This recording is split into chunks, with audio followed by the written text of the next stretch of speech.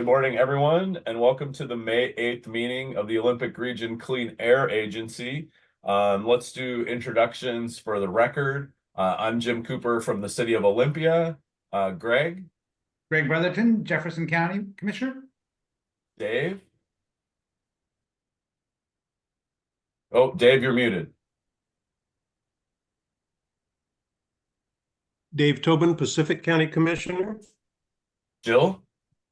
Jill Warney, Grace Harbor County Commissioner. Randy?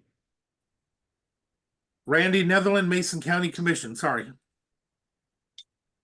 No reason to be sorry for who you are, sir.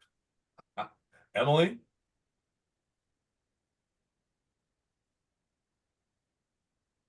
Go to Mike. Oh, he's still tuning in. Emily, go ahead. Hey, sorry, just getting situated after a board work session, but Emily Klaus, Thurston County Commissioner for District 5. Okay. Looks like Mike's still connecting. Am I missing any other board members?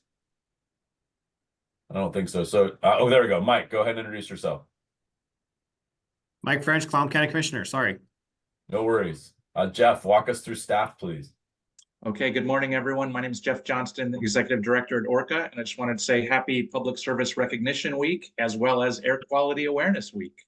So ORCAA staff joining me this morning include Mike Schultz, Compliance Manager, Odell Hadley, Senior Air Monitoring Specialist, Dan Nelson, Communications Manager, Lynn Harding, Financial Services Manager, Debbie Moody, Office Manager and Public Records Officer, Chris Kraus, our IT System Administrator, is joining us today, and also listening in are Tiffany Flores, our Record Specialist, Abby Roberts, Engineer, and Rob Weiland, Air Quality Specialist.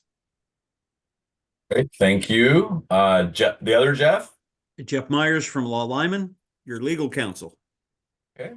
Anyone else from your team today? Just I you? don't believe so. They've got a bunch of depositions today. Oh, you're keeping them busy. Okay, great. We try. Let's see. Looking now for an approval of the agenda, unless there's any amendment. I'll move to approve the agenda. I'll second. A motion and a couple of seconds. Any amendments? All in favor say aye. Aye.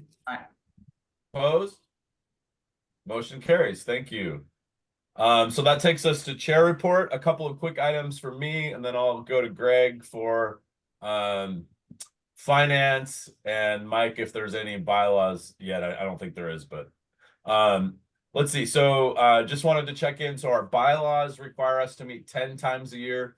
Typically we take off one summer meeting and one winter meeting. And so in talking with Jeff and looking at staff vacation schedules, it would make the most sense for the board to take August off this summer.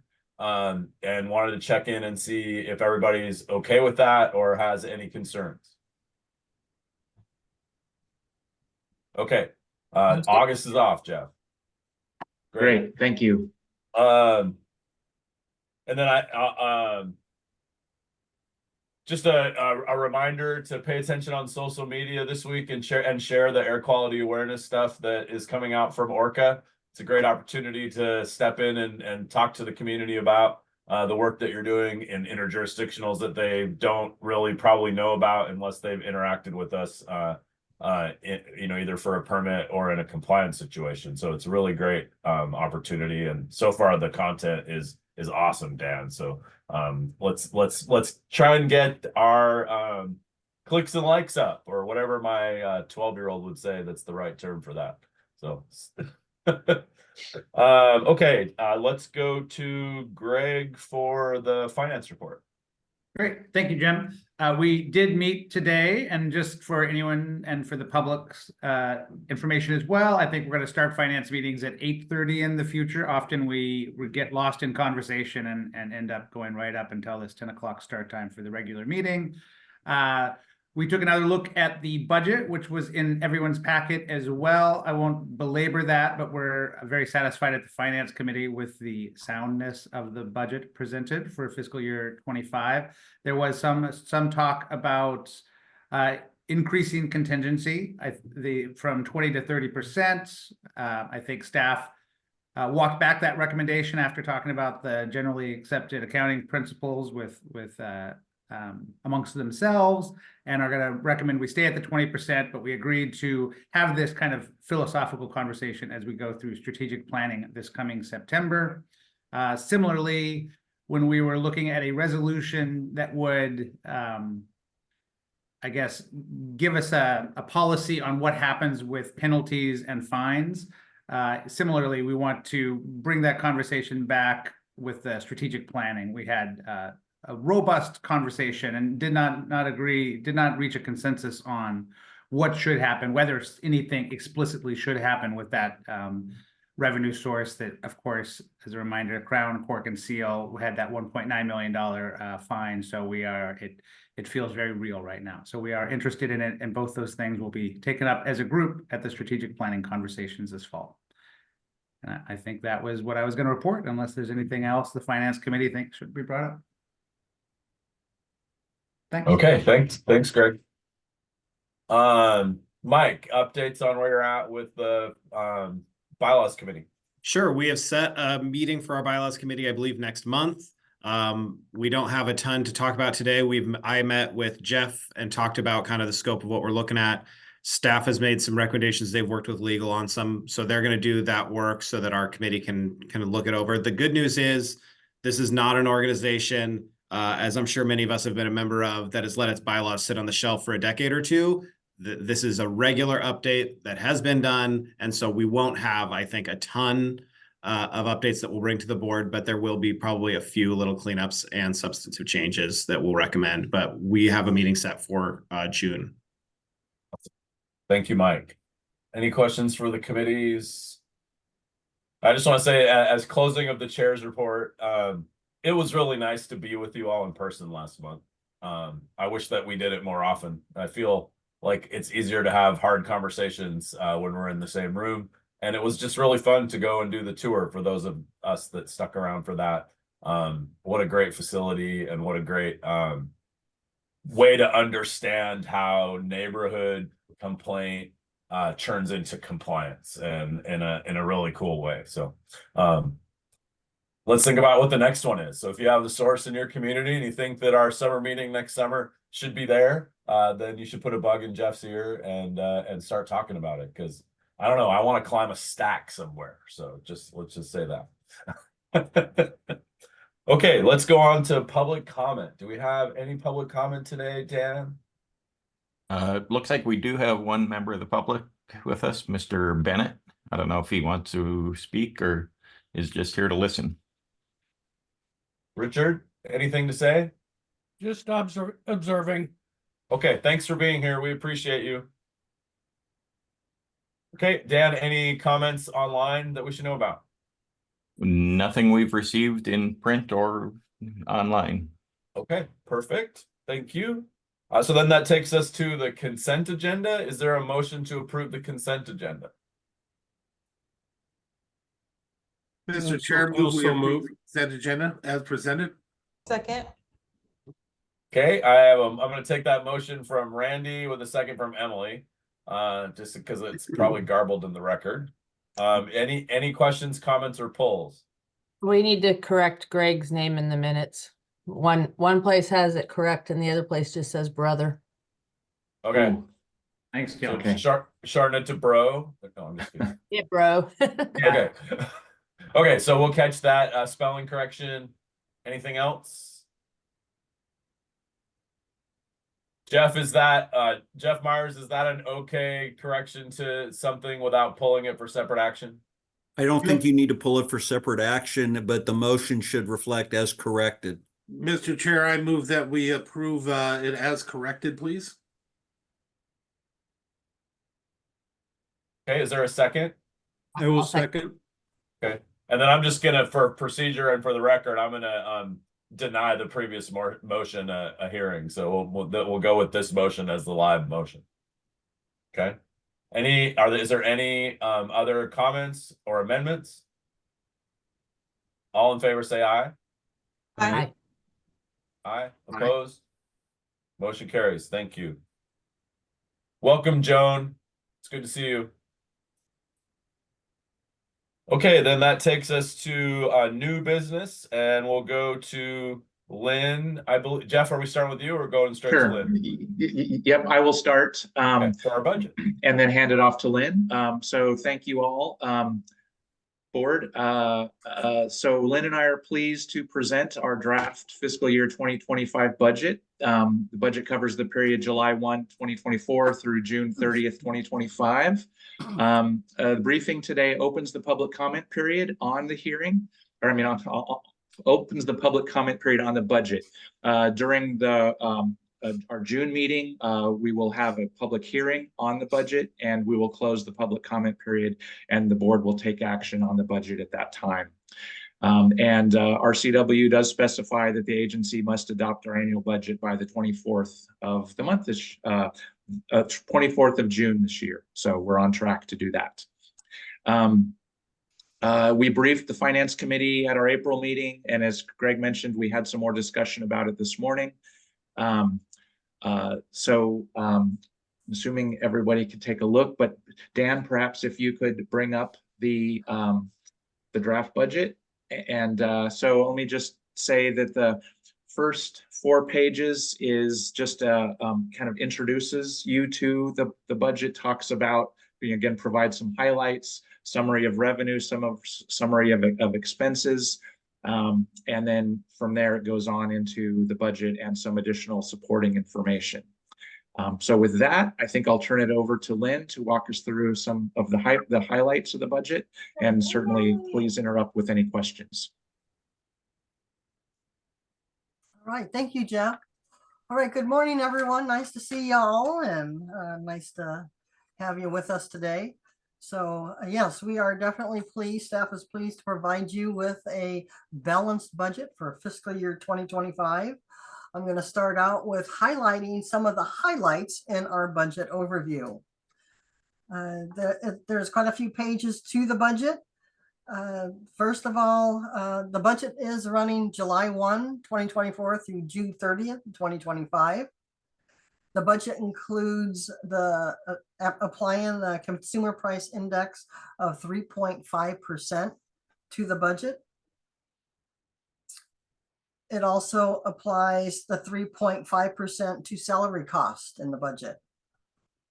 Staff completed a workload analysis for all of the fee programs, and the budget includes 19.2 FTEs. That's 19 full-time employees. The 0.2 is our landscaping and maintenance. There are programs in the budget that are unfunded or underfunded. Those programs rely on federal, state, and core funds. The budget is drawing on unreserved fund balance to balance the budget, a little over $400,000. And the budget also reflects continuing to set aside funds for the following contingency and capital funds. The emergency set aside, currently at 20%, office building, the monitoring equipment, database and equipment, and our vacation and sick leave. The budget also reflects 100% occupancy with our 7 rentals. Moving on to some highlights of the revenue. The revenues are projected at $3.4 million. That 3.4 also includes the contingency draw of 425,000 and change. There is a number of different sources of revenue that's reflected in the budget. There's our grants, our fees and assessments, penalties, rents, miscellaneous, interest, and of course our contingency draw.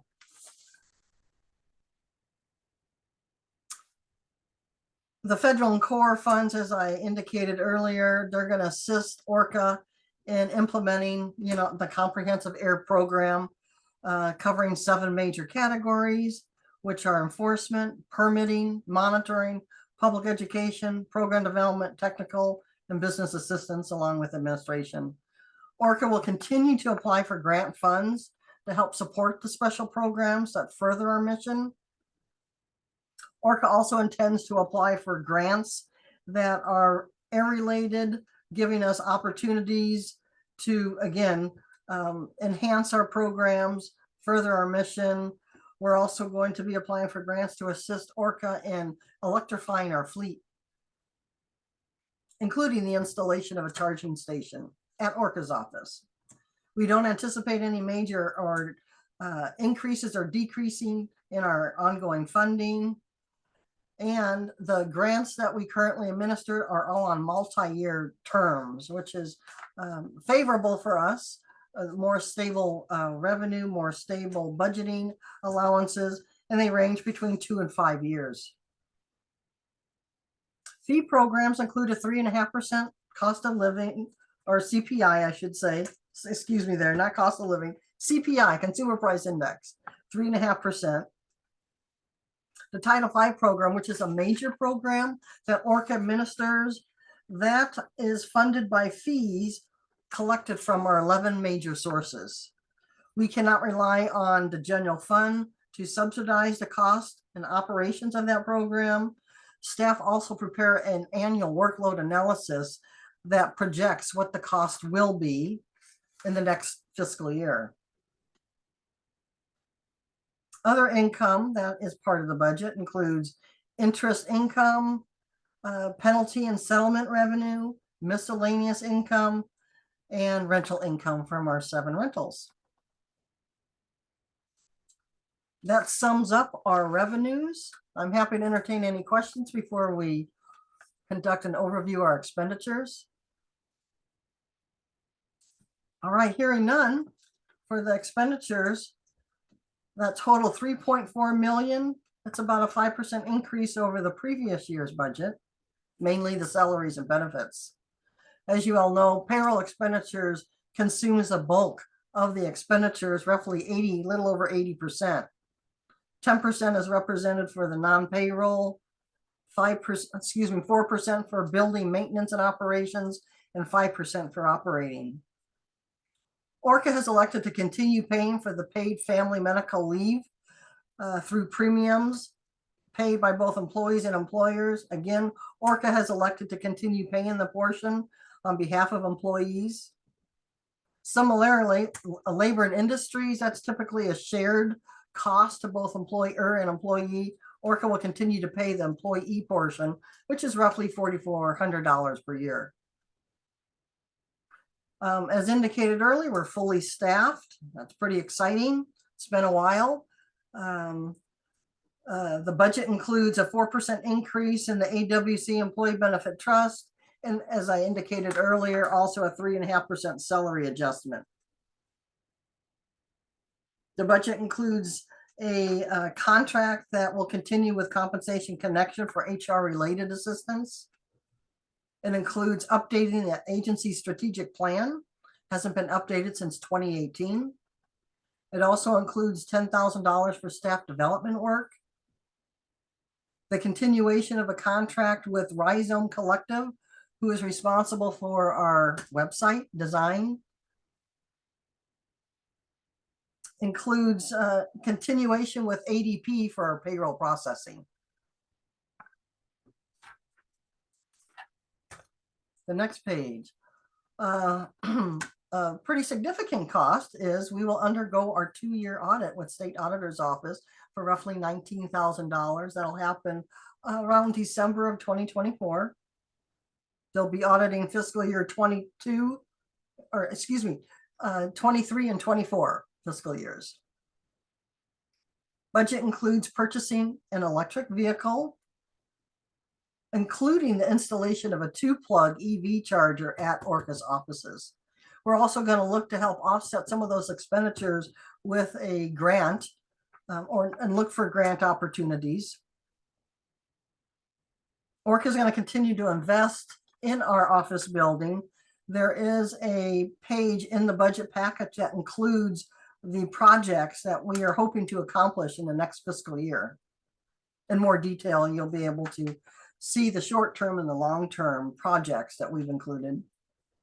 It also includes a small increase to OLIMAP to support their work in reducing the hazardous burning in the homeless camp communities. And lastly, it does not include an extension of the main office here in Olympia in Pacific County. We're still looking for space. not actively, but if something comes up, we'll consider that. Moving on to contingency and capital funds, if I don't hear any questions on the expenditure piece. All right. So the contingency and capital funds represents balances set aside for specific purposes that the board have previously approved by resolution. The staff estimates that the ending fund balance at June 30th, 2025 will be 3.8 million.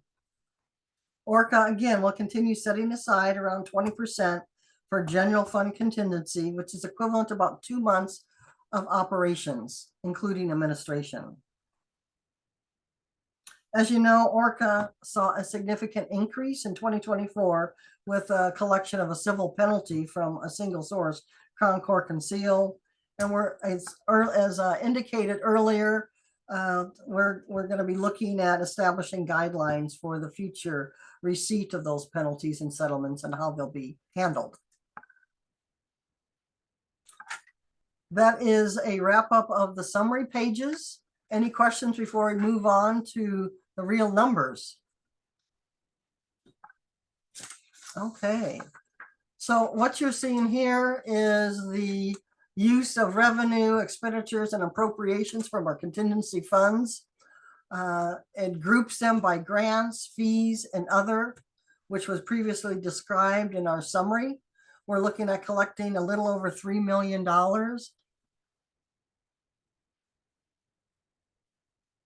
And obviously, column 4 is the column that we're all focused in on. That's the column that the board will be looking at to approve, hopefully next month at the June board meeting. Actually, I think, Lynn, you mean column 3, right? 1, 2, I'm sorry, column 3. Yes, yes, column 3. Column 4, if you added 1, 2, 3, and 4. But yes, thank you for that. All right, moving down to the expenditures. You know, we have our subcategories of payroll of 2.7 million, our non-payroll of 360,000. We have our building and operations budgeted 104,600, and then our program operations of 173,000. That program operations is the dollars that we pay out under our wood smoke reduction program, the maintenance and operations of our Chica Peak and Nia Bay, our air monitoring stations throughout our jurisdiction, and then the dollars that are set aside for Ole Map. Our expenditures total $3,430,689. The net deficit at this point is 415,000. We're actually going to be using 425,000 as a general fund draw because we're pulling $10,000 from our revenue to continue setting aside funds for our Title V.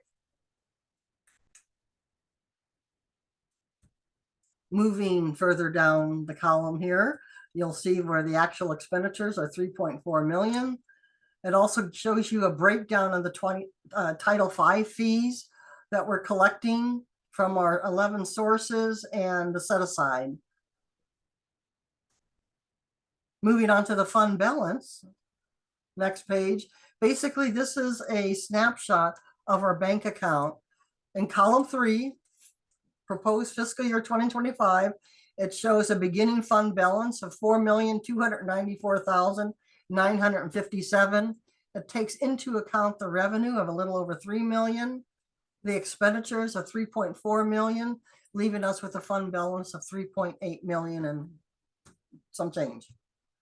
We're using 425,000 on general fund contingency.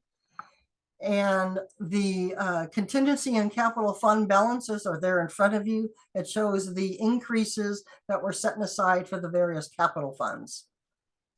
Hey, Lynn, sorry to cut you Yes. off. It looks like there's a question. We have a hand raised. Oh, yes, Jeff. Sorry. We can't hear you. Lynn, could you go back up to the expenses and professional services? Yes. And I'm not sure if this is a typo or not, but The projected is to go from 76,000, which was allocated for 2024, to 89,000, which seems to be a modest budgeted increase, and we try to do better than that, of course. But then in 2026, Yeah. it goes down to 59,000. Is that a typo? Should that be 89,000? And that's a good question. Thank you, Jeff. No, it's not a typo. What's not part of the fiscal year 2026 is the ad hoc support and the strategic plan. Okay. Thank you for that. And then I also had a question on the revenue projections for penalties. Mhm. The revenue projected that we had in 2024 was 315,000, and in 2025 we take a much more conservative approach of 150,000 and then go down to 100,000. Is there some reason that we're projecting a decrease in penalties that we expect to collect? Yes, we do have some residual penalties that we do know that are coming into the office, and that's part of fiscal year 2025. There was a 4-payment installment on a source that is paying us once every 3 months, and it's typically at the end of a calendar quarter, which has been, some of the payments are running into the next quarter. So if we don't receive that fourth quarter this fiscal year, we're going to definitely receive it in the first week of July. So we're anticipating it's going to happen in the first week of July. Okay, and does that then discontinue after 2024? Yes, correct. Yep, and then after that, we go back to basically what has been our kind of baseline level. Of course, it might be that there's additional penalties, and so, but again, and for budgeting purposes, we want to be conservative in terms of. We don't want to rely on these possible one-time revenue. Great. Thank you for your questions, Jeff. Thank you. Any other questions before moving on? All right. Okay, so this is our snapshot of what the Thurston County Treasurer's Office is holding in our bank account. Any questions before we move on to the next page? All right. This is the page that I referenced. If you want further detail on the short and long-term projects for ORCAA's office building, for maintenance and operations, as well as leasehold improvements, please take a look, provide any feedback. We welcome your feedback.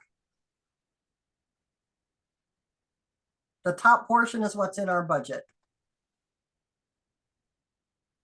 The lower half is long-term.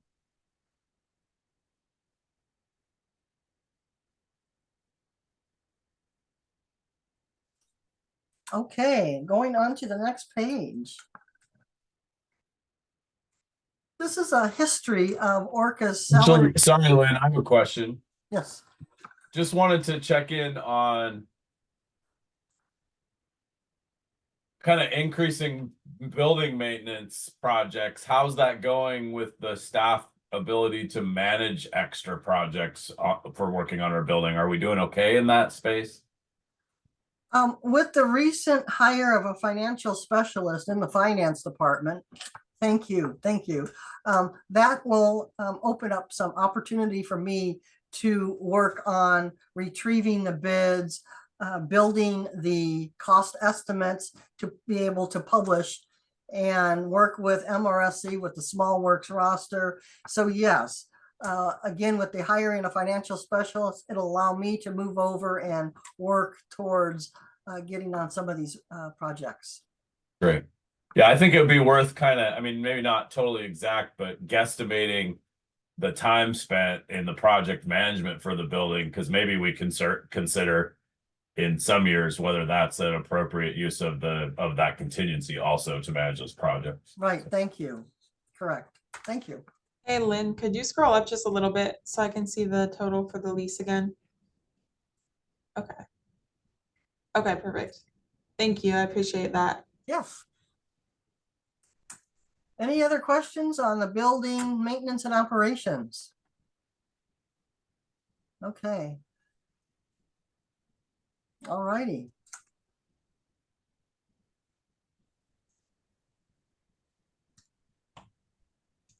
Okay, for the salary cost adjustments and dependent coverage, history information. This just basically takes you back to fiscal year 2014.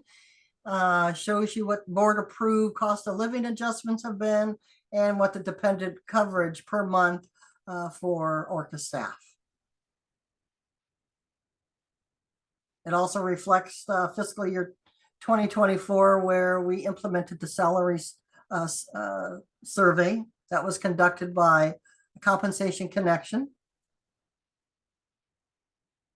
Any questions on this page? All right, we can move on to the next page. This is the draft fiscal year 2025 salary chart. So basically, it's taken the fiscal year 2024 approved salary chart and adding the 3.5% salary adjustments, which relates to the 3.5% CPI that we talked about earlier. Each step includes a 3% between each step. All of our positions are identified. Any questions on the chart? Okay. Hearing none, we'll move on to the next page. And finally, we have our ORCAA agency chart. We've listed all of the positions we have hired for the inspection supervisor. I'm going to let Mike Schultz discuss that with you as part of his report. It's exciting that we're going to have a full agency, 19.2 FTEs. And moving on to the next few pages is the updated fee chart with the 3.5% CPI applied. List all of our fees. Lastly, we have copies of Resolution 274 and 275. And that is for your information as it relates back to the fee increase.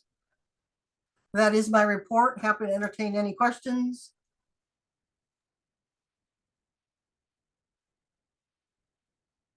Questions for Len?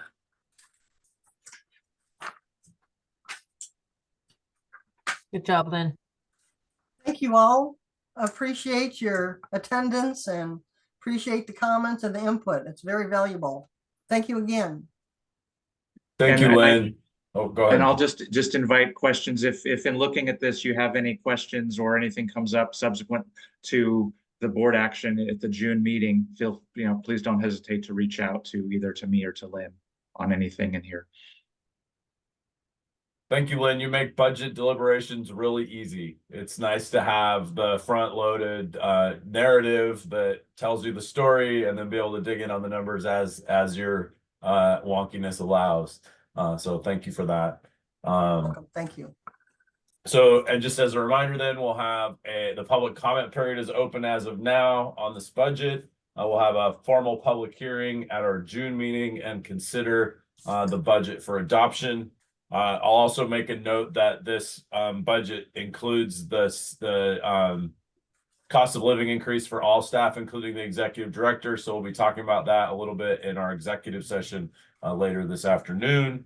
And then just a note for all of us, Randy in finance is good at reminding us that we need to think beyond ourselves, right? And so as we have financial conversations or any policy conversations, how do we make sure the work we're doing is living beyond the group of us that are sitting here today?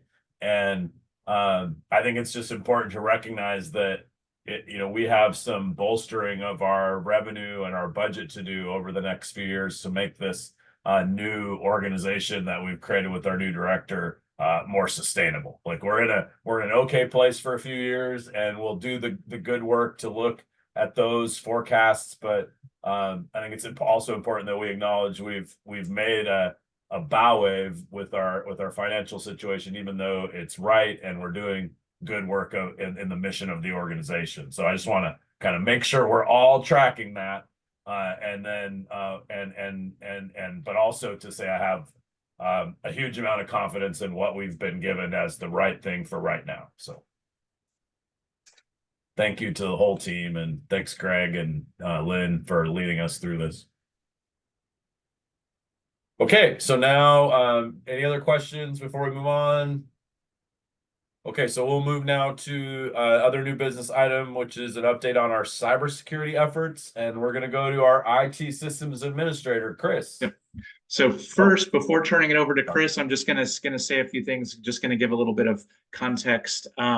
So a few months back, I noticed an article from the state auditor's office talking about, of course, they talk a lot about cybersecurity, and Chris will talk about this cybersecurity check-in process that they have. But it just got me thinking that an update for you, for the board, on what ORCAA is doing to protect our assets would probably be of interest and be helpful. So Chris and I have been working on putting this presentation together, and I'm excited about having Chris in front of you here today to talk about his good work on this. So Chris, take it away. Good morning, everyone. My name is Chris Kraus. I am the ORCAA IT System Administrator. I have been with the agency for 2 years now, officially as of April 15th, so just last month. This morning, I wanted to take a little bit of time, run through a quick little presentation for you guys so that you have a better understanding of where I stand and where the agency stands on the cybersecurity and how we do our protection. If you could switch the slide for me, Dan. The big question is, why do we do cybersecurity? As a public agency, we have a responsibility to protect any information, whether that is our information, our sources information, anyone who's applied for permit information. We have a responsibility to protect that information. So we start that at the computer. Anytime something is submitted to us, it is protected behind our firewalls on all of our rules, and we'll get into the details a little bit more of that in the coming slides. The big thing is the reason we protect all this is in America, the cost of a cyber attack is $9.48 million per incident.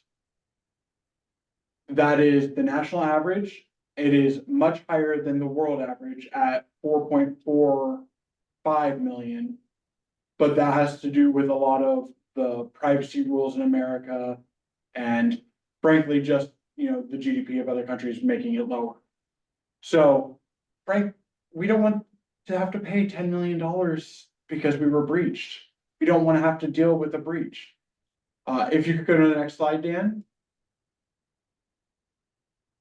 So to start off this presentation, these are the assets that we protect with the methods that I'm going to explain to you guys coming. We have our database, our domain controller, and all of it, as you can see. Sorry, 1 second. This accounts for all of our user computers, my entire server room that those of you that joined us last month walked through to come into the conference room, as well as just all of the IT devices in our building. For those who aren't familiar, switches, if I had to come up with an analogy to describe this, switches are like the on-ramps and off-ramps for the information superhighway. So that allows us to connect our systems internally and get them out to the internet and all that. I feel that everyone probably has a general idea of everything else on this list. But if you guys do have questions, please feel free to ask me at the end, and I can explain what each piece of equipment is if you feel necessary, or at any time you can email me and I am able to explain that better to you. Next slide. So where we start our cybersecurity is with our firewall. Anything that comes to the agency comes to our Comcast router, then it goes directly to our firewall. Which that sounds like, okay, it's a wall, everything gets stopped. And frankly, we do stop quite a few things. If I pulled up the firewall logs, there is a large number of known malicious IPs, whether they're from state actors from another country, whether they're cyber groups that have been busted here in America, but there's a number of IPs that are blocked every day coming into our firewall. And not even particularly targeted at ORCAA, though some may be, but just the general state of existing on the internet is everyone's vulnerable, even to the, like, just someone scraping data. So there's always a vulnerability, and so we start with trying to block that out with our firewall. To take that a step further, we go into our antivirus software, which we scan any piece of data that comes into our network, just to make sure that no one has unintentionally spread a malicious file. It does happen from time to time where, you know, a source we work with is compromised. My first year here back in 22, we received word from one of our major sources that there was a ransomware attack, which led to the creation of a digital file restriction here at ORCAA. So what that is if a source or agency, or even just an end user, is compromised with a ransomware, or, you know, if they got phished, we put them on a digital file restriction, and there's multiple levels. If it's an agency for like a ransomware attack, they get put on, the entire agency gets put on a list for 90 days to allow them to clear it up and protect our assets. If an individual person gets phished, they get put alone on this restriction for 60 days to allow them to regain control of their account, change their password, get retrained by their agency and respectable. And so far, this has worked out pretty well for us in keeping out any malicious files from entering our network. We have had to put a few entities on the list, but they've all come off, all cleaned up properly, and it's a great response. If I could have you go to the next slide, Dan.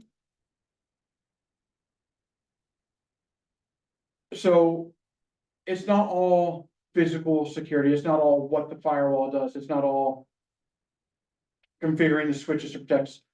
You're only as strong as your weakest link. And in all cases, the weakest link for IT security is the end user. So to try and alleviate that risk, you know, you do your extra trainings. You know, I run training programs twice a year for the staff. Every 6 months, I send out, with KnowBe4, I send out 3 training packages.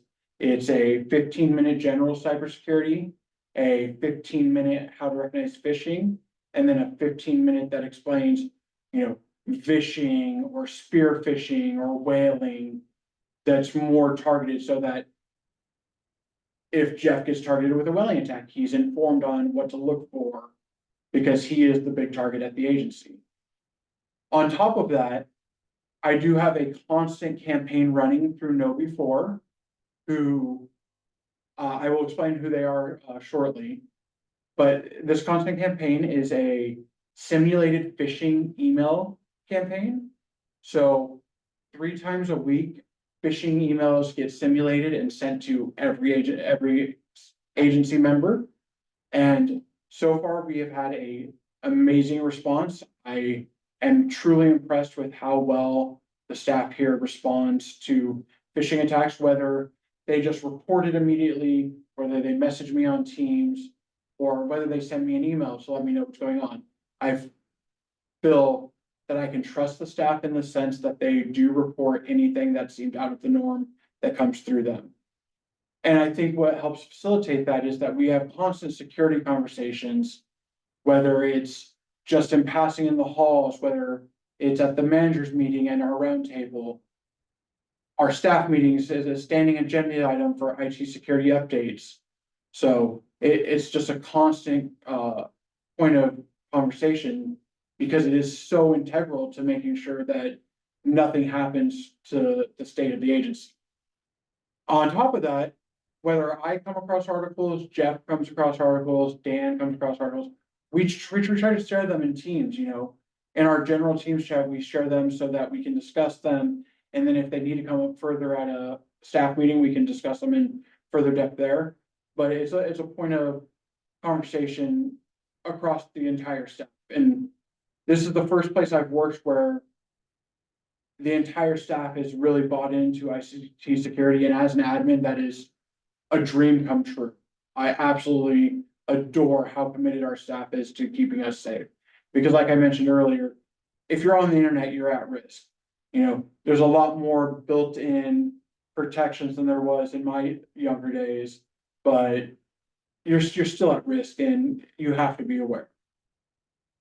Before I move on to the next slide, I do want to explain who KnowBe4 is. They are a vendor that we have a subscription with yearly, and they provide not only the simulated phishing capabilities for training, they provide a vast library of training materials for us to enroll our staff in and take.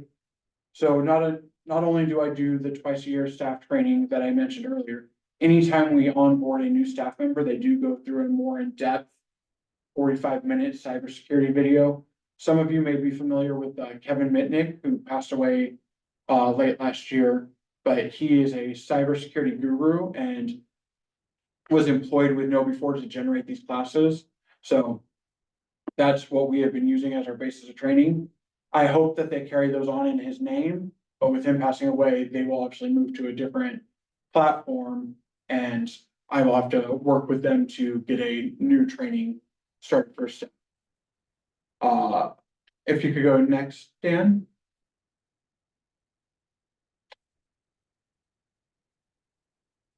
This is a checklist of the cybersecurity checklist that I did last year with the state auditor's office cybersecurity specialist, Dan Mann.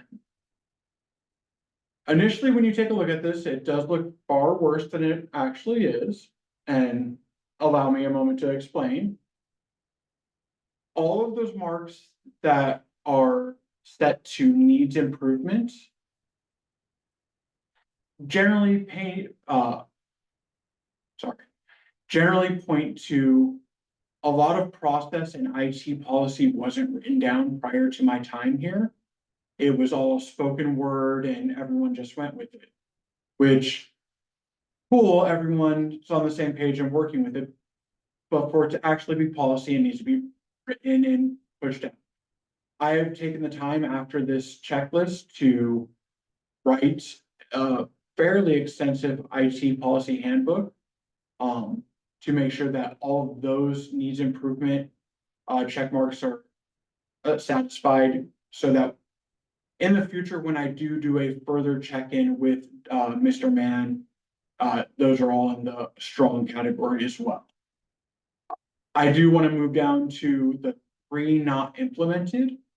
2 of those pertain to multi-factor authentication, which I think most of you are probably familiar with, but just a quick overview. Multi-factor authentication is when you take, whether it's an authenticator, it's on your phone, in your email. Most often they will send you a randomly generated number, like on your phone, and you will enter that into your login box, and then that with your password is 2 factors, and that's what it uses to authenticate you. So it takes something you have, which is your authenticator, versus something you know, which is your password, to add extra layers of security.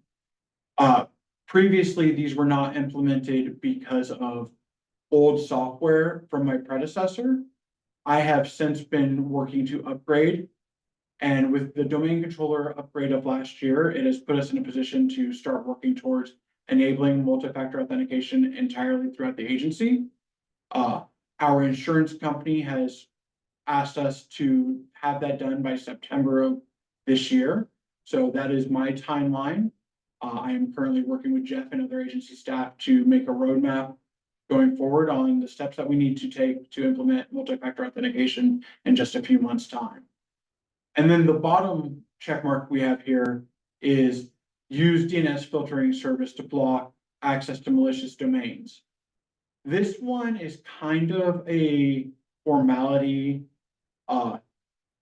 the method he was looking for is very specific and it involves a third party that you contact, they give you an IP address, you point your DNS servers at that. And I understand his method, however, here at ORCAA, we are doing it a different way that accomplishes the same route. It just wasn't what he was looking for at the time, so that's why the mark got not implemented. But we do run our own block list that block malicious domains and known IP addresses, like I mentioned earlier. So that was just his view and my view not really aligning, but we are handling that, and as the IT admin for ORCAA, I feel that we sufficiently address that concern. Next slide, please, Dan. I hope that I gave you a general idea of the cybersecurity here at the agency. And if you guys have any questions, please raise your hands now. I do see one with Greg immediately. And to the rest of you, if you don't have questions right now, but one does pop into your head either later in the meeting or even, tonight while you're eating dinner or whatever, here's my contact info. Feel free to email me or call me at any time, and I will return those messages to answer any questions you may have. But at this time, Greg, what can I answer for you, sir? Yeah, thank you, Chris. It's great to see all the protections that are put in place, and totally support everything. We use KnowBe4 at Jefferson County too, and find it really effective at kind of getting the right training to the different levels. So appreciate that. My only question is, I just, something that you didn't talk about, but that I think that is impacting public sector more and more, and that's AI. And I just think we need a policy about AI. It's, it's in every application that we use now, and deep fakes are coming, and there's really good MRSC guidance on, implementation of the executive order with the pillars, the 7 pillars, and make sure, I mean, and even we might want to use, whether it's generative AI or machine learning, our 911 center is demoing a machine learning robocom to take non-emergent calls. And I think there's levers we can use to, aid the agency, and also a lot of potential challenges that are going to come with this new technology in front of the organization too. So can you speak to that a little? Yeah, thank you for bringing that up. So the agency is taking a stance to monitor where generative AI is at the moment. We have looked at a lot of different tools. We're keeping an eye on guidance from MRSC, sorry, and from the state in general, because I do believe the task force was approved and hasn't moved on state guidance for AI yet. So we're keeping a close eye on that to see how it develops.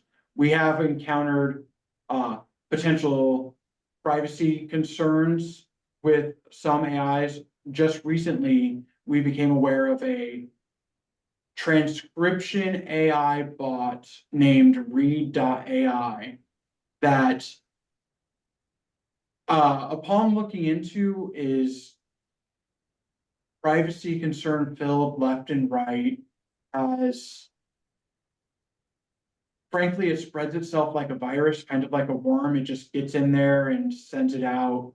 So as an IT person, I am very hesitant about where AI is currently, but it's something I am actively monitoring because, frankly, 30 years ago, this is the stuff we talked about, and now it's finally coming to fruition. So we just need to monitor how it's happening. And personally, I don't think that we want to rush into anything. And I'm going to pass the floor to Jeff for just a moment to speak on his thoughts on that, because it's not just me, it is him and I working together to make sure that we're doing the agency justice in that.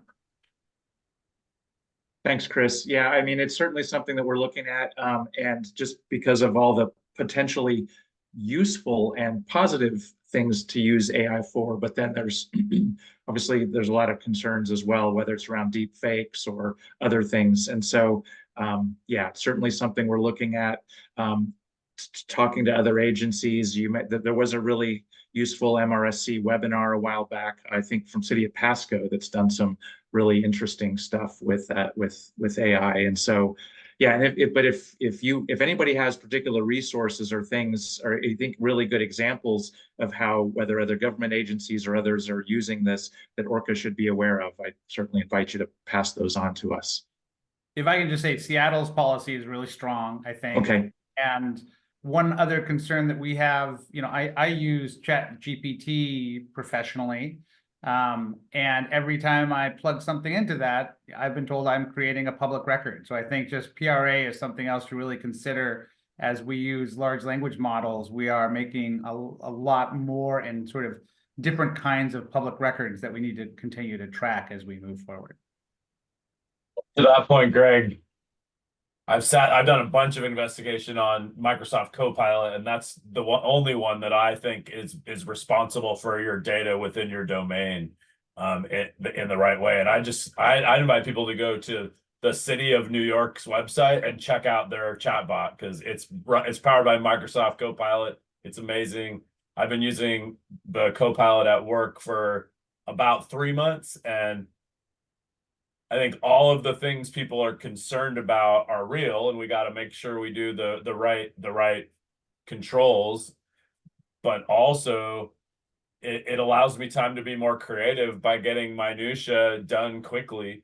And I hold in my head every time I use it, Mark Gooden saying, if I only had something that could database all of my permits and help me write the next permit. And I think it's ripe and ready for that today. So I highly suggest that we move quickly, because we will be behind if we're not finding ways to implement those tools at all levels in our staff, as well as do the right thing around security and protocol and public records and at the same time. So that's just my thought.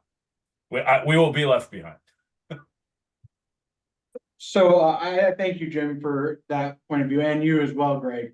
I do want to mention recently, as a representative of the agency, I did join Access Washington, which is the Association of City and County Information Systems. So, and a lot of conversation, about vendors and what policy various agencies, state, city, county, are all go through that group. So it's definitely something that I'm monitoring specifically on the AI front as well, because as we see more and more agencies, both local, city, and all of that start to adopt it, then we'll see how it more aligns with the goals of our state and our agency, and make sure that we all fall in line with compliance issues that may arise from that. Good question, Greg. We'll have the AI presentation in another month then. Any other questions for Chris? Thank you, sir. It's nice to know that we're secure and that you're staying current, because that's the challenge, right? Is making sure that we stay up with what happened yesterday that we have to implement today. So. Yep, when you learn about IT, everything you learned is old as soon as you learn it. So thank you guys. And just everybody beware of those entrapment emails. Definitely. Thank you, Okay, everyone. Chris. Thank you, sir. Appreciate you. Okay, that takes us to unfinished business. This will be show 3 of 3. And so we're going to go to Mike Schultz to help us walk through our updating of our penalty matrices. Hello, everyone. Thanks for the opportunity here. This is, as Jim said, 3 of 3. You guys have got through me talking about 4 of them. Now this will be the 5th and 6th one, and the last for several years, we hope. So as the briefing memo said, I'm asking for a motion to approve the proposed penalty worksheets for the general penalty and the air operating permit and synthetic minor penalties. And I'll go over those in just a second, but I wanted to catch a couple different little things you might need to know along the process. The general violations, that's the penalty sheet we use for most of our sources. It's for the non-AOP and non-synthetic minor sources, and it could actually be used also for the general nuisance standard violations from something that maybe isn't a source. You guys have seen the wood stove burning, asbestos demo. If it doesn't fit into those categories, it doesn't fit into the AOP synthetic minor, general penalty is going to do it. Primarily, it's used for our sources. Most often things would be failure to pay registration, or you have a piece of broken equipment, yet you haven't fixed it on a source that we register, and then we ultimately have to try to get them to fix things. We can use the general penalty for that. So the general penalty in the air operating permit synthetic penalty, primarily sources. In case you need to know what a synthetic minor is and why it's lumped in with the AOP. Basically, in brief, our synthetic minors, they're sources that have the potential to emit enough to be an AOP, to be in the air operating program, but they voluntarily take a limit on the constituent of the emission that would put them into that AOP category. And then generally ORCAA will write a synthetic minor order that says thou shalt not go above that level. So they are voluntarily saying, hey, we're going to keep whatever that process that makes that amount below this level to keep us out of the Title V or AOP.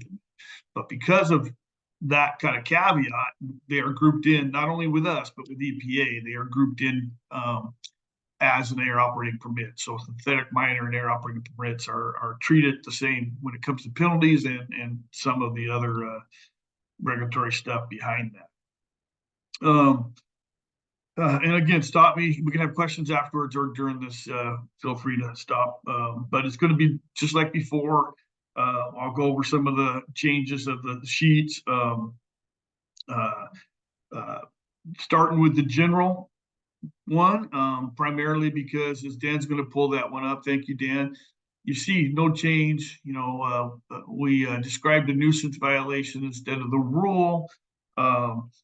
The previous one, we're doing the same question and answer. It's just that the other one was more what talked about nuisance violations, where this is just, the other one talked about the rule. The rule didn't mean anything to anybody when we sent it to them if they wanted to look at it. So now we're talking about the nuisance. Odor, dust, those are the common things. No change in the third one. The fourth one, clarified it made it easier to understand the question is all. No changes in points. It was a question that the confusion came between it had some vagueness in it. So two different inspectors may have answered it slightly different. And that's what we were doing these to eliminate so that it's very consistent throughout. So we just tightened up the wording, got rid of the confusion, made it simpler to the inspectors. And then no change on 5 and 6, left it the same. As I said, this is for minor sources and we really don't have much of a problem with it.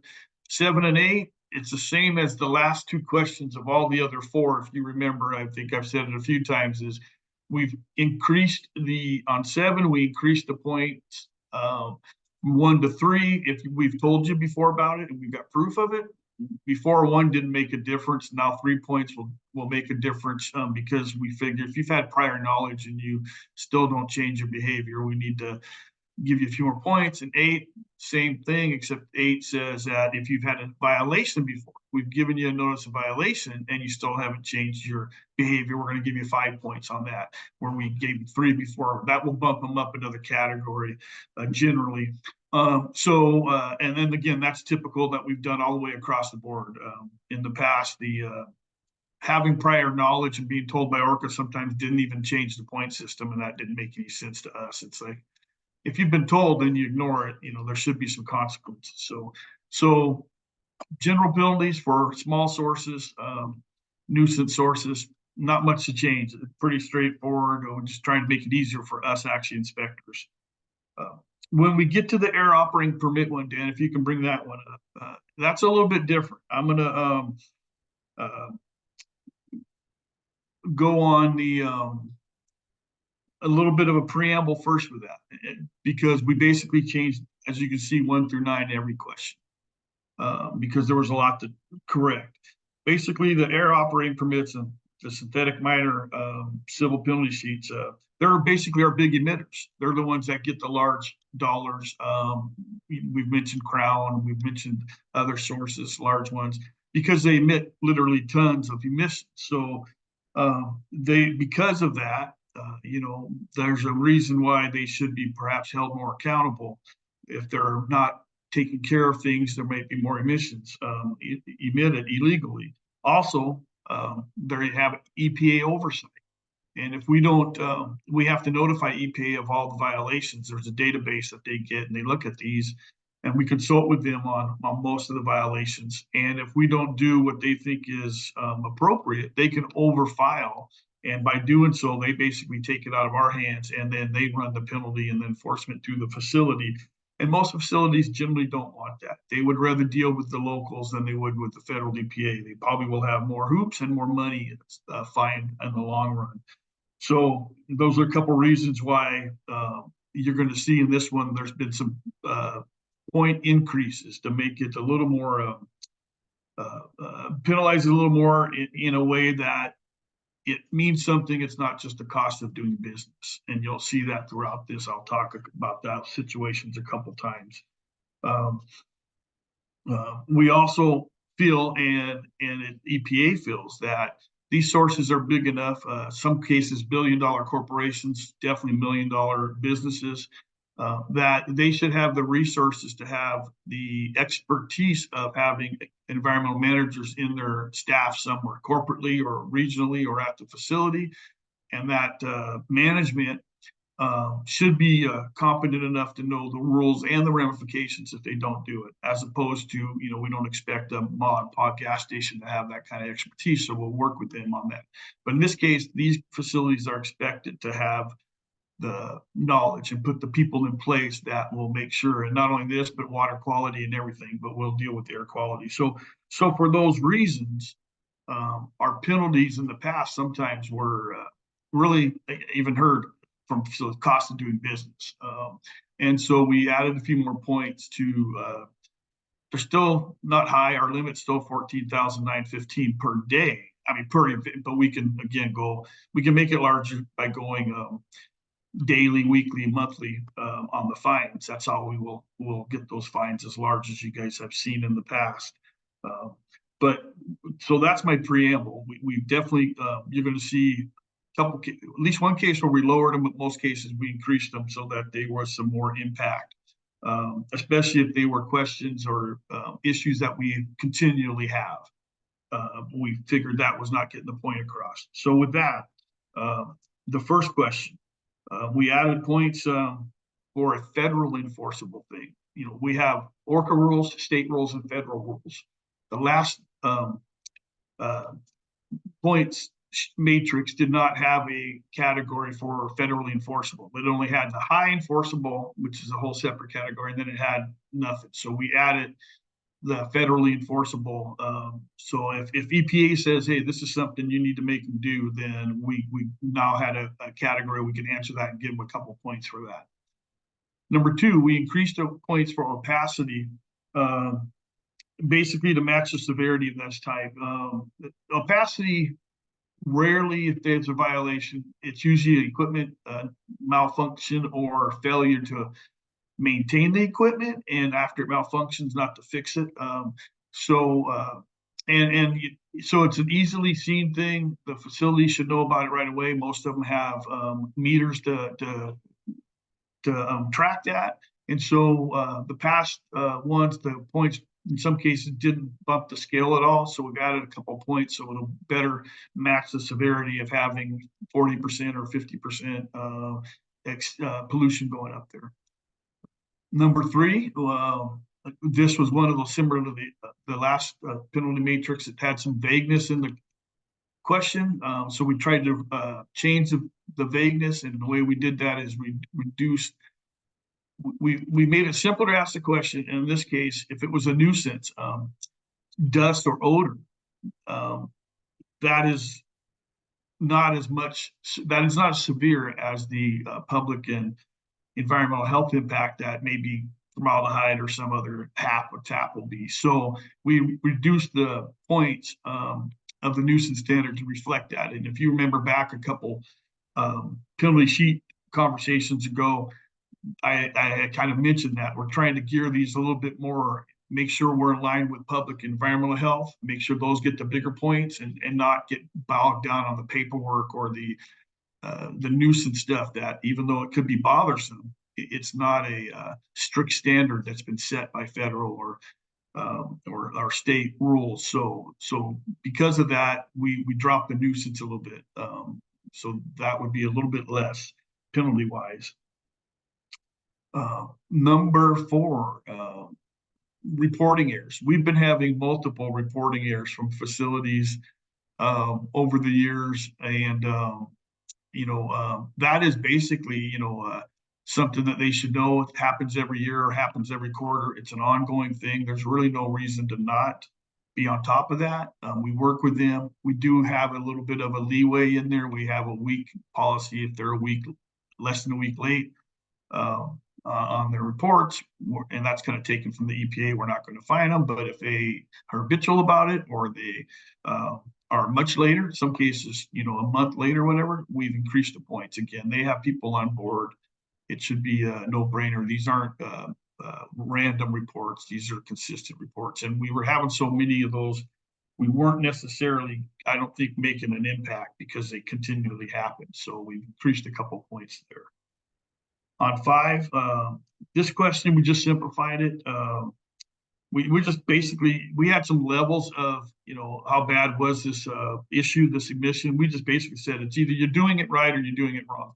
There's no ambiguity there. It was before it said, partially complete. It's like, no, it's either complete or it's not complete. Let's get that ambiguity out of there. So we took that out of there.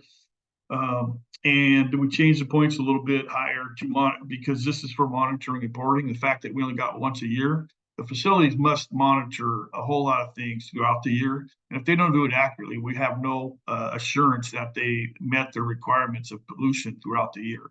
So we're going to emphasize that this monitoring is important. It's our way to assure compliance all year long. And in doing so, we increase the points there. Number 6, simplified the question again. Trying to clean some questions up. We raised the penalty for not submitting the application. We rarely use this one. This would be if a Title V AOP put in a new piece of equipment that should have been permitted, like a backup generator or maybe a new, let's say a new paint booth, or it could be a number of different things. Well, they already know the rules. We go see them every year. They get a sheet that lists all the equipment that we care about every year, so they already know it. So if they put one in without it, again, it's almost like they've known ahead of time. They should have known better. We up the points. We rarely use this one. Most of those facilities do not have a problem with that. They usually are real good about talking to us ahead of time, but every once in a while they'll get in a hurry and put something in. And again, that's the cost of doing business. Well, let's just slap it in. We'll pay ORCAA the fine afterwards. And we're trying to make that behavior, trying to stop that behavior, or at least discourage it. Number 8 is similar to the monitoring one. I'm sorry, number 7 is similar to the monitoring one. It's that if you're not going to maintain your equipment, cost of doing business, let's not hire a millwright for this shift, and that's when it breaks and they don't fix it. Well, EPA and ORCAA would say that's on you. The EPA would actually say we could charge them the amount that it would cost to hire that millwright to fix it, because they save that cost by not having that person there to do the work and to maintain the equipment. We haven't done that before, but we can. And so we just have added, again, increase the points. And as you can get the gist through this, they will go up from the first category of 1,000 up to 14,915, a little bit quicker depending on the error problem. But that still caps us out at 14,915 for any single day or week or month, depending on what the penalty is. And then 7 and 8, we're getting back to the same thing as I talked to for all these. I'm sorry, 8 and 9. Sorry, 8 and 9. Basically, if you've been told before by ORCAA and you didn't make the correction, we are going to, you're going to have an extra point. And then number 9, if you not only been told before but given a violation, and you didn't fix it, we're gonna increase it. And that's a 5-year period. We look back at 5 years. If they've been penalized for similar violations, not just any penalty, it's if it's the same violation or similar, then they're gonna get more because they either didn't fix it the first time or they fixed it, but they didn't stay on top of it. So, we went ahead and said, okay, you should have, you didn't, you knew about it, it cost you before, perhaps it was, not a big enough penalty to make you think about it. So like all the rest of the penalty matrix, we've increased that. Again, lots of changes in that one, not so much with the languages, but just simplifying the language, making it easier and less ambiguous, but increasing the points a little bit because we have heard about, well, it's cost of doing business. We've also had repeated violations in certain cases. So, and we don't want EPA to come over the top of us and say, you're not doing a strict enough job. Why are you getting these continuous violations? And so we're trying to make them a little bit more our penalty. Dan, if you can go to one of the penalty sheets, that the existing one, yeah, right there, and go all the way to the bottom, you'll see where actually, yeah, you'll see that that's the current one that we're using, 1,023. But if you go to the new one, you're going to see exactly 1,357. But the difference is the points have been narrowed down a little. Well, actually, I'm sorry, the points are the same, but now you will get higher points faster because some of these infractions may warrant a higher point system. And again, ultimately, 14,915 is all we can do. So, unless again we want to go daily, if you want to know why we get those big fines, they have been calculated either daily, weekly, or monthly, depending on the thing. And if you go 15 months, for example, at $14,000, that's how you're going to eventually get up to those $500,000 payments or $1 million payments. That's a quick synopsis of this. Some of it's very similar to the past four, and then a few of them have their own nuances. I'm open for any questions, or I went through it fast, I know, but you guys have patiently sat through this 2 other times for me, so. Questions for Mike?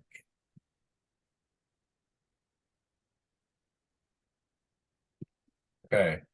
Well, thank you, sir, for going through all of this. I think you're getting folks who have asked some questions already in the process, and it seems self-explanatory where we've been. So, Mike, just real quick. So if we take this motion today, what's the timeline for staff? Will you implement immediately? Yes, There's a training period, or what? How does that work? We'll implement it. Generally, they'll start using just on the following Monday, just as a clean break between the two of them. There is no statutory thing that we got to wait. And so we will implement it right away if you guys approve it. And I just want to stress that's an important part, because the hearings board, when we go to the hearings board on any appeal, they like to know that it wasn't just an internal thing that came up, it was vetted by the board. This is policy. Yes, absolutely. Thank you. I'm happy to make a motion if you're ready. Go ahead. Yeah. Yeah, I'm happy to move to approve the proposed penalty worksheets and direct staff to use these penalty matrices for general penalties and air operating permits, and as well as synthetic minor source penalties. Second. We have a motion and a second. Is there any discussion? All in favor, say aye. Aye. Aye. Aye. Opposed? Motion carries. Okay. Appreciate 3 it. out of 3, Mike. That's pretty good success rate for your first run. Nice job. I appreciate it. Yeah, we'll put these to use. Hopefully not too often, because that means we write too many tickets. But yes, they are nice tools to have if we need them. Yeah, and I just wanted to say thanks, everybody. I know it's been a bit of a slog to go through these for the past 3 months, but appreciate going through them, because as we've talked about, it's important to have the board on board, so to speak, and have approved these. So thank you. Really, really good opportunity in your early days in this new job, Mike. So you love. Next, we'll do the federal one, right? Yeah. You guys have seen enough of me, probably. Cool. All right. Thank you, sir. That takes us to compliance manager update with the same sir. So what do you got, Mike? Me again. Okay, as you're probably well aware, compliance unit now is made up of the engineering team and the inspection team. So I'm going to start with the engineering team update. Just a couple quick little things. The Weyerhaeuser down in Raymond permit public hearing we had. Dave, I think he dropped off, but I wanted to thank him for being there. You know, it was a virtual hearing. Dave was there representing there as a board member. And this was for the first CDK continuous dry kiln in our region. And I think maybe only the first or second one in the state that we're aware of. So Weyerhaeuser's can start construction on that. As far as ORCAA is concerned, we approved that permit, and the staff worked really hard on that. The engineering staff did a great job. There was no comments negative at the hearing. And it was only, I think, attended by the Weyerhaeuser and their support people. The other thing on sources that I wanted, there's two other sources that the engineering group is working through. One is the Pacific Northwest Renewable, or PNRE Enterprises, I think, or Renewable Energy. We've talked about that several months, so I'm just going to say we are very close to having it done. Comments going out. It'll be done in the next few coming days. As part of that, because we had a bunch of comments, we will be sending out, ORCAA will be sending out basically like a cover sheet to all the commenters who had comments, telling them that ORCAA has approved this thing. We have listened to their comments. We've taken we've taken them all in consideration. Some of them we, helped us make some needed changes, but it ultimately has been approved. But they will have the right 30 days to appeal, just like any of the other ones, any other type of permit process. And we'll also, the board, you'll all get a copy of that when it goes out. This was a very contentious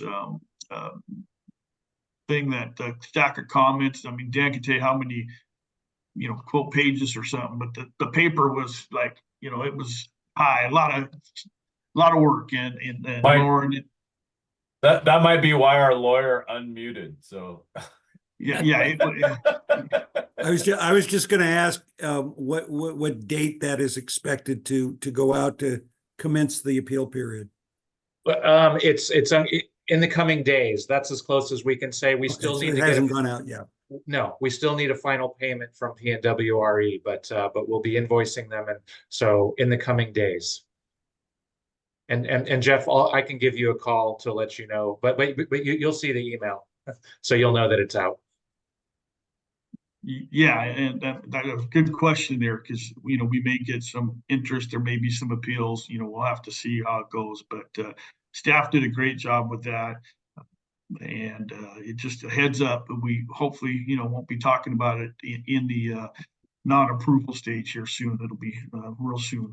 The last engineering topic, some of basically it's up in the Clallam Jefferson County arena, right by each other there, right on the border, or close to the border.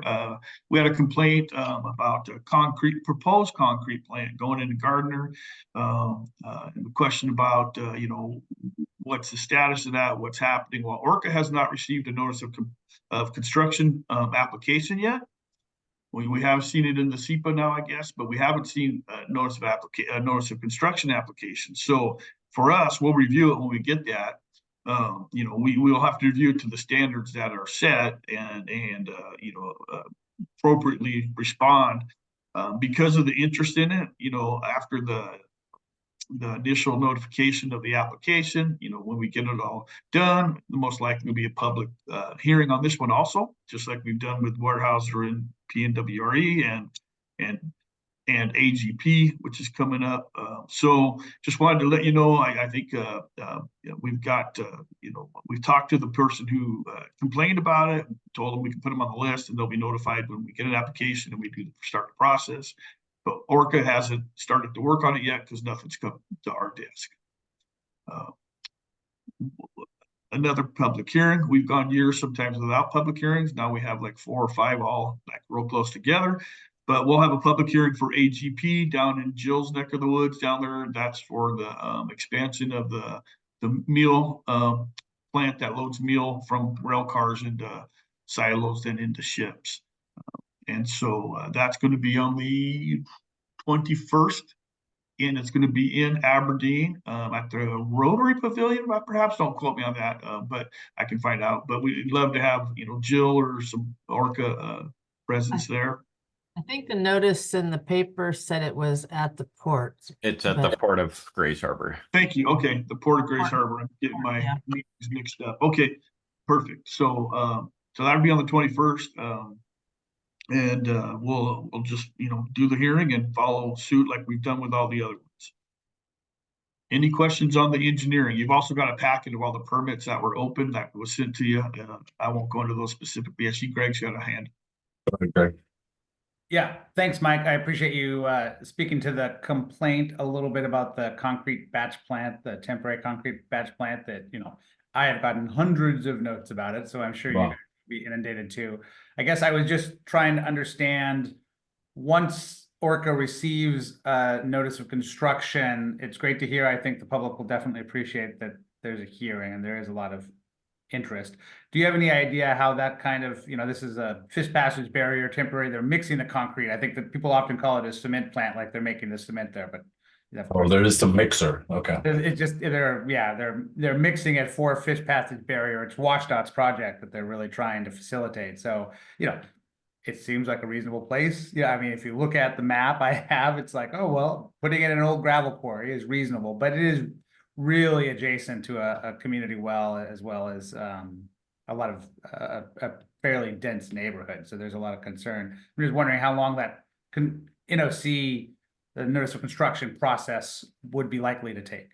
Okay, the notice of construction generally will take 90 days or less, generally. If we have a lot of comments, just like the PNWRE, we have to respond to those comments. We have to look at those. They can make it be a lot longer.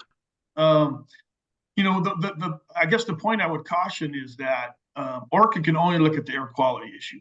And sometimes people get confused with that and they want to comment about all the other issues that may be there, and they may be very valid, but we're only going to be able to look at air quality issues. And if they meet certain standards, we have to say you can have it. I mean, there's certain, as you guys have heard, the ones been on the board, best available control technology. If they're using that technology, ORCAA will have to go forward and say, okay, this is it. We're not allowed to give citing, to deny something on a location. That's up to the planning departments and the other entities.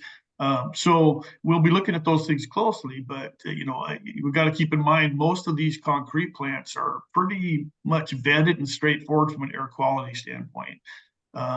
They have bag houses on top of them. They have water controls.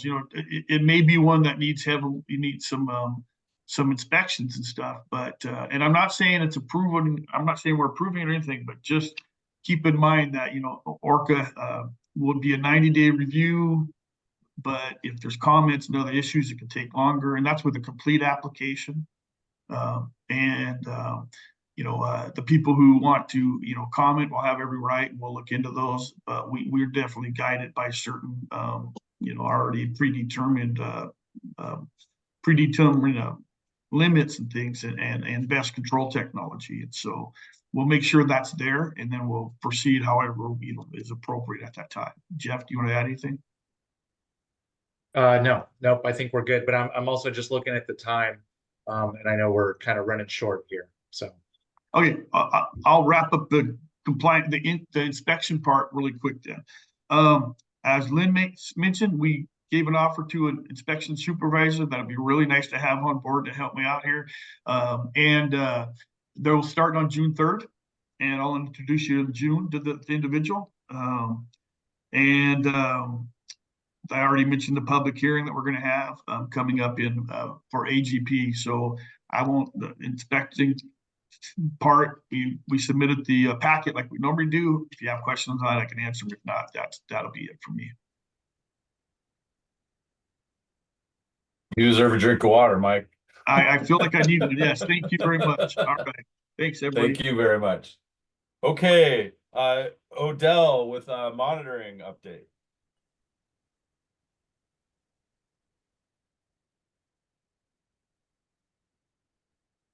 I can't hear you, but you saw me shake. How about now? Yeah, there you go. All right. You Yeah, must have been I had to you must have update been my on Zoom. Teams. before I could attend the meeting, and so I was worried that might change my settings a little bit. Okay, so the air monitoring report for April, pretty straightforward. Don't see a lot of high or bad air quality days in the spring. We've got good winds. It's pretty wet, and you'll notice here even our maximum days Odell. very low and well within. Odell, Yes. you didn't share if you meant Oh, to. yeah. Thank you. Okay, that's a good idea. Thanks. Where is the presentation?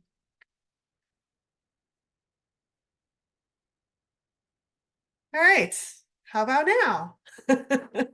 Thanks, Jim. Yeah, so all of our sites, we have most of our sites, we had 100% data collection and all showing excellent air quality across our sites. We did have a power outage and a motor replacement and annual maintenance at Lacey. I'm going to talk about what the BAM means on the next couple slides. But I have mentioned in the past that we are changing our primary PM 2.5 monitor at Lacey from a nephelometer to a beta attenuation monitor. And so that was done. And that is now operational, and that is the primary monitor for Lacey. But we are continuing to run the nephelometer, so we will have overlap on that data for continuity as we go into the future. We also lost some data in Port Angeles. That's this happens occasionally, but we had a failed quality control check on the nephelometer. It was just a little outside the specs and passing specs. So that had to wait until we could get up there and do some adjustments and calibrate the monitor, which Rob did. And so we lost 5 days of data. That happened over the weekend, and that happened on a Monday, and sometimes we just can't get up there right away to get those fixed. So let's talk about the beta attenuation monitor.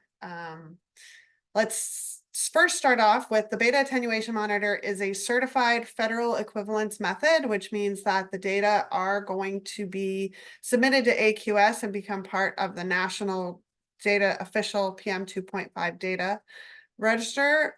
And that means we will start showing up as a site in future American Lung Association State of the Air reports, places that report data that only use either federal reference or federal equivalent monitors.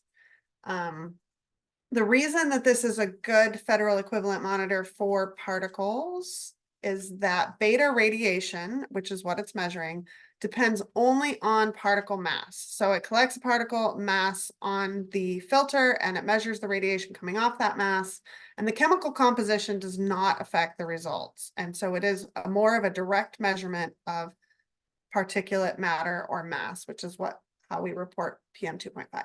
The bad, and I will show you this in a minute, is that the beta attenuation monitor certification holds validity over a 24-hour average, and the hourly data contain extremely high uncertainty.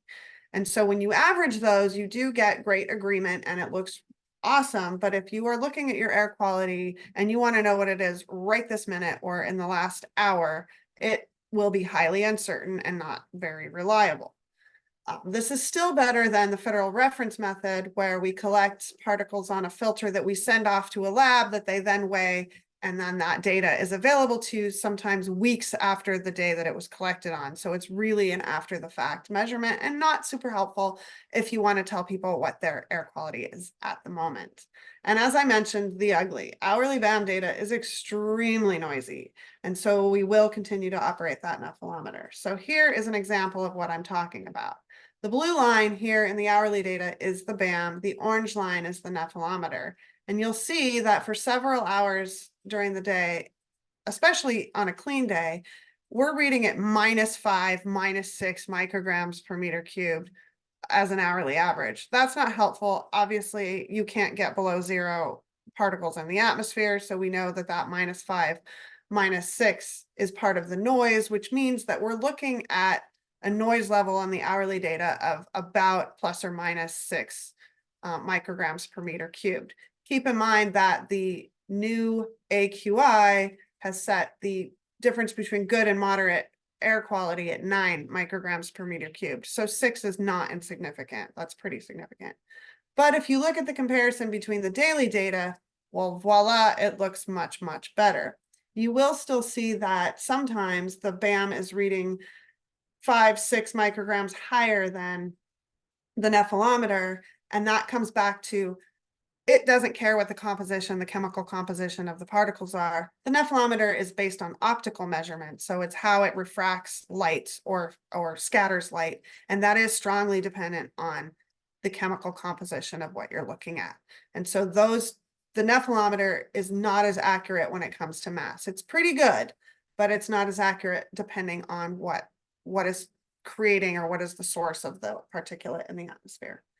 So this is just a picture of, now this is zoomed in, so we're going from 0 to 9 micrograms here. And so you can see that on some of these days, the BAM, I'm sorry, I apologize. I switched colors on this slide and I just noticed that. I try not to do that to you guys, but I did. So on this slide, the BAM is the orange line, and you can see that for most of April, it is reading higher than the nephelometer for the dailies. And then sometimes it's right on the money. So that's just part of the uncertainty of PM measurements. But we do believe the BAM data on the daily basis more than we believe the nephelometer. And what this might mean is that we could be seeing higher values at Lacey at different points in the season where the Neph might have reported lower values for that day. So that is my sort of briefing on the new analyzer there at Lacey, and I'm happy to take questions afterward if you have any.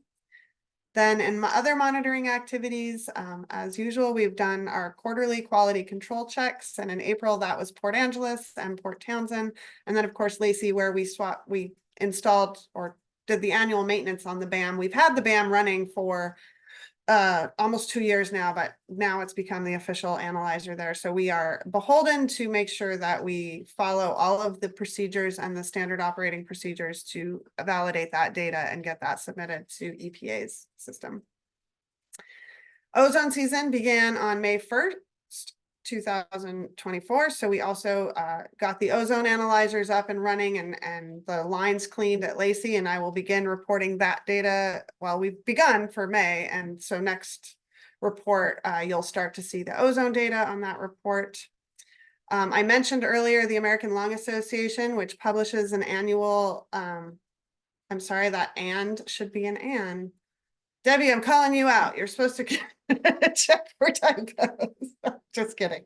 Annual State of the Air report for the United States, but ORCAA's monitors were not used. Why? Because they're not federal equivalent monitors. And so when you plug in your zip code in the State of the Air report, you get, oh, they're not monitoring. Well, we all know that that's not true. We are in fact monitoring. So Jeff has asked me to create something similar for ORCAA's region based on the data that we have and the monitoring. And so I will be working on that and presenting you the results of that next month. Just a heads up, all of Washington that does have federal equivalents or FRMs got an F grade for PM 2.5, and that's due to wildfire smoke intrusions. I'm not sure that the State of the Air, the American Lung Association uses a different method and a different way of looking at the data to publish their reports than how EPA looks at the compliance with National Ambient Air Quality Standards. So I'm going to include a little bit of those differences and some plots that will actually highlight the positives and the negatives of both methods, because there are good and bad to both those methods. And then lastly, I just want to mention Chesapeake updates. I got an email from Clallam County PUD last week, which was kind of a stunning email that the last 2 miles of buried power line going up from the road up to the site that gives us power, as well as the FAA VOR site power, has faced end of life issues. It's very old, and it's the responsibility of the FAA to replace that power line. And this is a project that we have been told is going to happen every summer for the last 2 or 3 years, I think. For sure last summer, And then again, this summer it was supposed to happen, and then I was told, oh, yeah, it's not happening. And it sounds like Clallam County PUD is sort of maybe a little bit frustrated with FAA. I'm not sure, but they have said, and I have in an email, that if there are faults on that power line, they are no longer going to repair them. So if something happens to the power line, we are without power at Chica Peak. So we are living on borrowed time until the FAA gets that line replaced. So that is just sort of a heads up. I am working on contingency plans and making sure that we have a plan in place for if that does happen, how we will respond and what we will do. But I just wanted to let you guys know that that's on the horizon. And Clallam County PUD told me that this could happen next month. It could happen in 2 years. We don't know, but that power line is at end of life. So that is all I have for you guys. Are there any questions? Questions for Odell? Okay, well, we'll look forward to hearing about your creative contingency pathways. That'll be interesting. Thanks for all of that briefing. Okay. Okay. Oh, there we go. Emily has a question. Hey, sorry, I actually do have a question, and I was gonna bring this up at the good of the order, but because of some of the things that Odell shared, I thought it might be a good time to ask this question. We had a work session this morning with the Board of County Commissioners, and we had a briefing from Puget Sound Energy where they talked about their wildfire program. And I didn't have time to ask because I had to leave early for this meeting, but I was gonna ask them if they've been in contact with ORCAA at all. Just because I know that, wildfires do impact air quality. They were more so talking about how it impacts the power grid and some ideas that they have for, just alleviating the barriers that it causes with their programs and services. But I was wondering if they've been in contact with ORCAA and if that's something that you would like me to do, make that connection, because it seemed like it would be relevant, maybe a little bit disconnected, but because it's both having to do with wildfires, I thought maybe that would be a good line of communication. I'm gonna let Jeff or Dan handle that, because I think, not with me as far as I know, but I will let them. Okay. Yeah, so thanks, Emily. That's a great thing to be thinking about. And in fact, yes, we have talked to PSE a bit.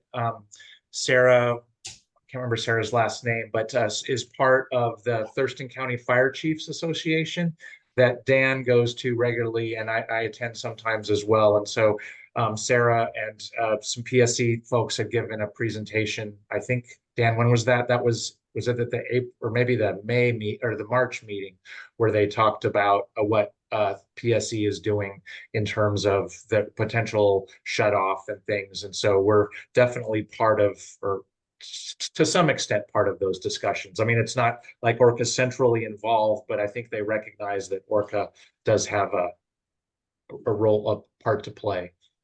Okay, good. I'm glad that that connection's been made. Did you have anything to add, Dan, since you were at that PSE at that meeting? I don't. They just it was a great cooperative venture. That basically they want to make sure that, I mean, PSE wants to make sure the fire departments and ORCAA and the sheriff department are all communicating and being communicated with during these events. So it's good that everybody was at the table and we continue to want to cooperate. Awesome. Thank you. Question. Anything else? Okay. Thank you, Odell. Dan, comms. Well, I'm Can I ask going one to- question real quick before Dan starts? Go ahead, Greg. Sorry, I missed your hand. No, I didn't raise my hand. I just Okay. wanted to make sure, a little time check. I know Jill said she had to leave any moment, and I think we will be without a quorum at that point. So I just want to, I guess, see how we're going to navigate that. No, we still will have 5, and we won't make any decisions. Okay, I'm Right. jumping off. Greg, Yes. Jim, Joan, Emily, and Mike. Oh, all right, great. Okay, thank you, Jill. Thanks for that, though, Greg. It's important. Dan, go ahead. Be Okay, quick, please. so Real quickly, very busy spring, lots of home shows. As you mentioned in your report, Jim, we're in the midst of Air Quality Awareness Week, which you, as a board, adopted by resolution last month, and we're doing daily posts through our website and our social media. My report that you were sent had the Smoke Ready Week dates wrong because I got them wrong from my colleagues at the Northwest Communicators. It's actually the second week of June, June 10th through 14th, not the third week this year. And that's a nationwide, similar to air quality awareness, but very focused on smoke readiness for our communities. One more home show we're slated to attend next weekend, the 18th through 19th at Elma, out in Joel's neighborhood. I did participate in a wildfire smoke and extreme heat training up in Chimicum. Actually, the evening after I left Silver Springs with you guys, I drove up there and made a presentation. And I will be participating with the Thurston County group. I think we have a planning meeting the end of this month, like the 24th or something. I'm meeting with Sherry from Thurston County. We had the public hearing for Weyerhaeuser, as mentioned. Next public hearing is coming up on the 21st. And our wood smoke program. Also working on this year's annual report, or our agency update, and a financial summary document to go with our new budget. Wrap up the year, just give the agency highlights. So I'm working with Jeff and with all management staff to get that updated and have that annual report ready by June to go with the budget. And I had a meeting a couple weeks ago with Colonial Estates Neighborhood Association. They share a fence line with Crown Cork and Seal. They had some concerns following our $1.9 million penalty assessment and fine. So I spent some time talking to them about exactly what that meant and what ORCAA does and how we interact and monitor and regulate businesses. So that was a really successful and beneficial meeting for all of us. I think that the community really appreciated it and got some good answers, and we put them in touch with some other resources as well to address things that were outside of ORCAA's scope. So always happy to do those types of meetings. So if it comes up in your communities and there's a homeowners association or a neighborhood group that wants us to come out and chat, please pass the information on. Wood Stove grant, I anticipate going well over 50% of our 2-year grant this year, even though we only had about 8 months of operation due to getting that started late.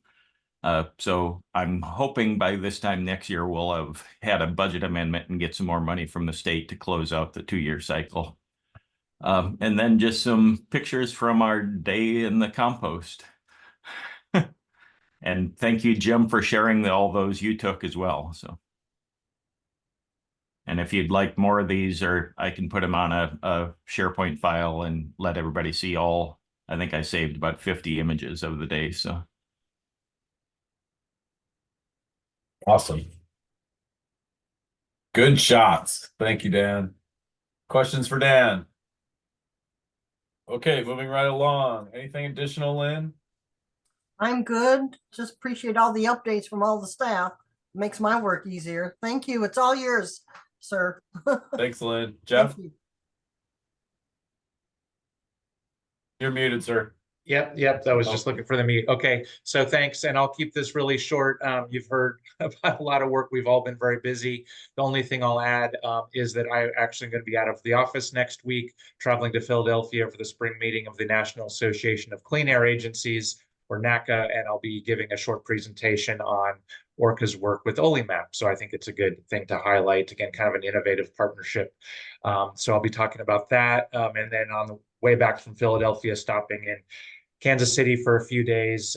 Actually, my mom passed away last November, and so we're putting together a memorial for her that'll be on May 19th. And then I'll be back in the office on May 22nd. But while I'm out, I'll be delegating to Mike, and Mike will be serving as the hearing officer at the public hearing for AGP on May 22nd. And so Mike is my designee as per board resolution 283, the one that we did 6 months or so ago, formally appointing me as the hearing officer. So just wanted to mention that. And also just mention that at the bottom of every agenda is a link to the board agenda planner. So again, we're finishing up this fiscal year. Debbie and I will be putting together one for next fiscal year. If there's topics that you would like to see on our agenda, on our agendas, things you're wondering about, please let us know. Again, these are your meetings, and so we'd like to keep to know what you're interested in, and so that we can put them on the agenda. And I will end there. Okay, thank you, Jeff. Any questions for Jeff? Okay. I just want to wish him a safe trip and your stop to honor your mother. Be thinking about you in that. Never easy, but if you can celebrate a life, that's very important. That's the plan. She was an amazing woman, and so we will definitely be celebrating her life. So thank you, Joan. I appreciate that. Yeah, blessings. Thank you. Yeah, she left quite a legacy, having read her obituary, so I'm glad you get that opportunity. Yes. Okay, so I'm gonna move us towards executive session. So I'm gonna ask staff that aren't gonna stick around for the end of the meeting to go ahead and Greg, what do you have? I still don't see a quorum, so I'm just concerned about the executive session. Can you point it out? I have you, me, Joan, Emily, and Mike French. I think Mike dropped off.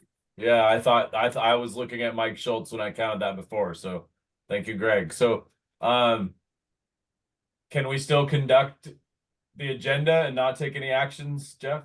We can't go into executive session. Yeah, I think it's probably best to postpone the executive session. Sorry, Jeff. Okay, cool. That's fine. And it'll be short. So can we put that up front in the June meeting so that we can do that before we consider the budget? Okay. Sure. Okay, cool. And then we'll keep it at 10 minutes. So technically we can't adjourn either. So have a good day, everyone. Thanks, guys. Thanks for everything. Good meeting. Thank you.